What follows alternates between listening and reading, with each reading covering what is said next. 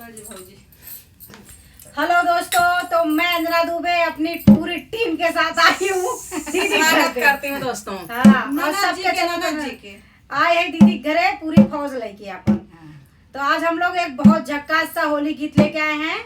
आप लोग ज्यादा से ज्यादा हम सभी के चैनल को आप लोग ढेर सारा प्यार आशीर्वाद दीजिएगा। और हम लोग का होली गीत कैसा लगा कमेंट बॉक्स में जरूर बताइएगा आप लोग। और जो नए होंगे देखेंगे ना वो सब्सक्राइब, जो चैनल पर नए होंगे लाइक शेयर सब्सक्राइब करिए हम सभी की वीडियो को। और ज्यादा से ज्यादा फुल वॉच करके हम लोगों का वीडियो देखिए। संगीता दुबे तक क्या बताई। बहुत अच्छा सा होली गीत है दोस्तों, आप लोग कमेंट बॉक्स में जरूर बताइएगा हम लोगों का होली गीत कैसा लगा और हमारी टीम कैसी है, हमारे फ्रेंड लोग का ग्रुप कैसा है, आप लोग कमेंट बॉक्स में जरूर बताइएगा। चलो